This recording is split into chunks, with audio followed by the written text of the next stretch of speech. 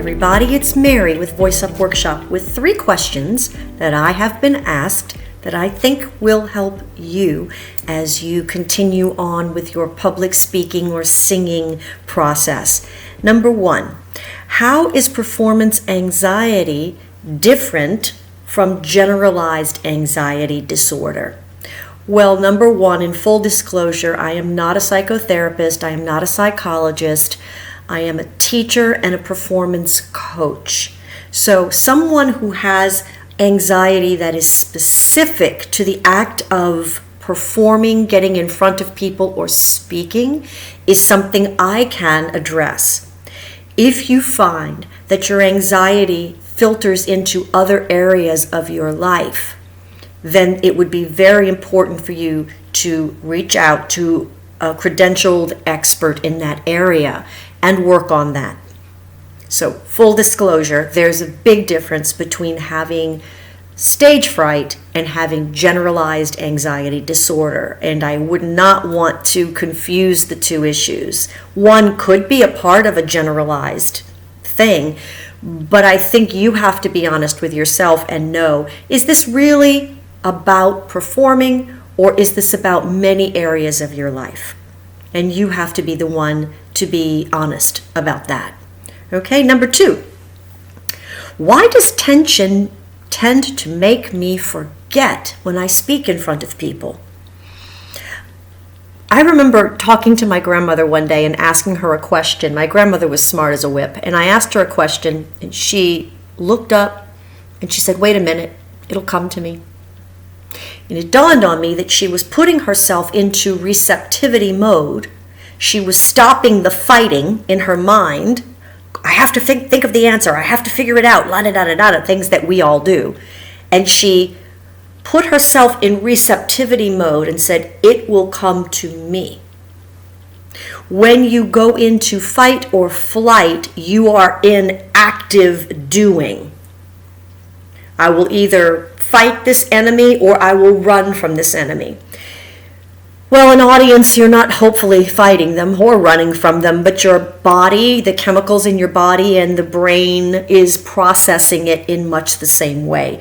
You go into an active state of panic and you're not in a receptivity state. So why does tension make you forget? Because your brain cannot be in both. It is very hard to be thinking about survival while also being in a receptive, let me learn something, let me acquire something, let me open my brain space up to take new information in. Just doesn't happen. So how do you get to a receptive brain space when you have a hiccup and you forget? First of all, in my previous video, I said humor is the most important thing. Bring humor. It's okay to say, "Wow, guys, wait a second, let me check my notes. Have to look. I'm having a forgetful day." We can all relate to that. It's not shameful for you to admit that to anyone. Second, breathe. In a previous video, we talked about slowing your heart rate down by breathing in slowly, holding it, and releasing it through your mouth. So maybe you take a breath. And while you're taking that breath, stop thinking and strategizing and allow your brain to relax momentarily. And it just so happens that in that moment, it could only be a half a second, information usually slips in under the door. As a performer, I can tell you that there were moments where I was backstage about to go on stage for my cue, and I couldn't remember my line. Couldn't remember it for the life of me. And that is a horrible feeling. If you've ever been in theater or music and you've had this experience, you know you go cold. Because there's an audience of people sitting out there waiting for you, and they are thinking you know what you're doing, and you do. But in that moment you have, I've heard it called everything from a hiccup to a brain fart, so use whatever language you want to call it. Senior moment. But you don't even have to be a senior to have that moment, let's be honest. And what happened is, I would enter, the light would hit, and my mouth immediately went to say the correct thing. If you've done your preparation, then there's a really good chance you're going to be on automatic pilot when you need it the most. Now, is it possible that you won't? Yeah, absolutely. In theater, we call that going up on your lines. So-and-so went up on their lines. They forgot a line. Does it happen? Yes. Is it something you desire to happen? Of course not. Is it the end of the world? Of course not. There are always ways to recover, but let me just say that being in an open, receptive place in your head will always benefit you instead of being in that frightened fight or flight place. And a lot of that has to do with your preparation, your habits, the way you breathe, and your sense of humor that you bring to the situation. All right, number 3.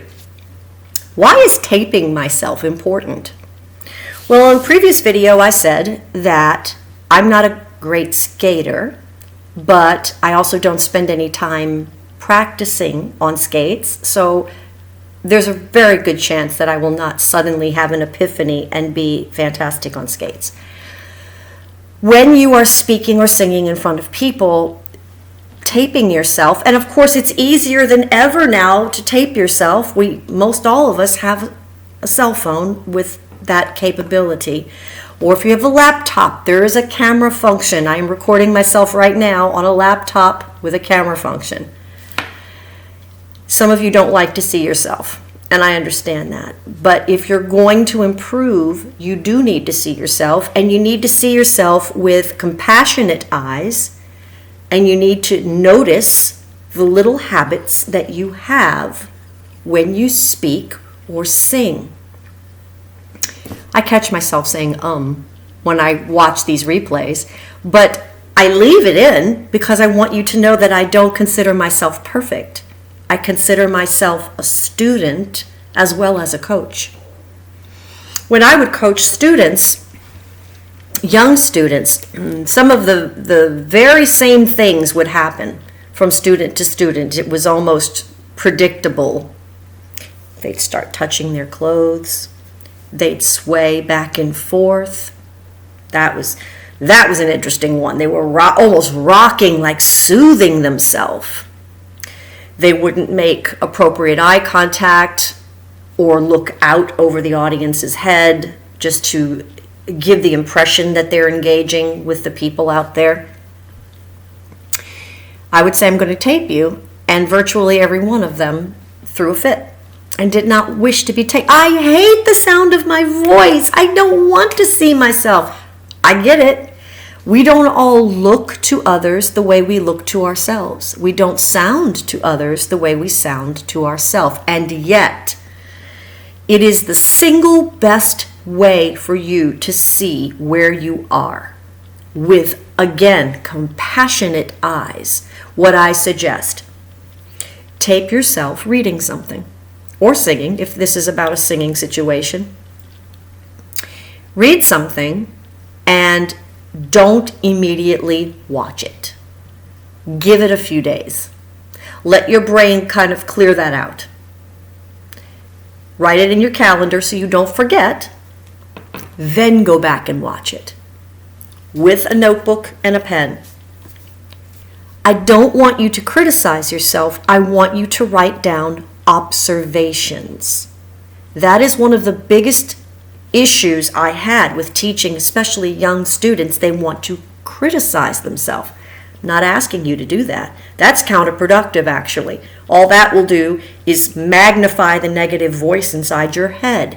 And that's not what you need at this point. You need encouragement. But you also need truth. So, what does an observation look like? Mary, talking to myself, you tend to say when you're thinking. A lot of these videos, I speak extemporaneously because I have my notes of what it is I want to cover, but I want to be genuine with you, so I'm speaking a lot of this extemporaneously. But it's important that you notice that I say Perhaps you pause a lot. Perhaps you stall between words. Perhaps you are looking down or rocking, or your voice gets really tight because when you get nervous, you tighten the muscles in your neck and your voice gets very high. Whereas when you're relaxed, your voice can come down. Again, I'm not a vocal doctor. I've watched these videos and noticed that I was speaking with vocal fry. It's not something I've really noticed in my personal life, but as I watch this video back, I see this and I go, something for me to think about. If you don't know what vocal fry is, it's that sort of, think Britney Spears singing, oh baby, baby, that. Sometimes when I speak with vocal fry and I notice it. It's something I can work on. So again, not perfection, progress. Not getting down on yourself, making observations so that you can correct the things that you wish to correct. Look, some people's vocal mannerisms is precisely what makes them an interesting speaker. I think about Robin Williams, one of the most fabulous, creative minds of our time or any other time for that matter. And watching some previous videos of Robin Williams, he's manic and he's speaking and he's often on tangents here and there and the other, doing voices and just being wildly creative. But if you were watching him and trying to take notes as a student, you'd probably get very distracted by all that he was doing. He's entertaining. He wasn't trying to teach you. So while certain things are great in some applications, they're not fantastic in others. So don't automatically assume, for example, if you do pause, that that's a bad thing. Perhaps in your specific thing. Remember I said everyone has a different specific thing they're working on. If you're a musician, you're thinking about a set list. How do I work with an audience and get them in my same creative headspace so they enjoy the flow of what I'm doing? If I'm a teacher, how do I give my students wait time, which requires you pausing? If I'm in a sales meeting and things are supposed to be moving and everyone's up and getting rah-rah to go out and make great sales, then maybe the pausing is not working for me. So every situation is different. Every technique would be different. Something to think about. All right, guys, I hope those 3 questions and 3 answers have given you some perspective.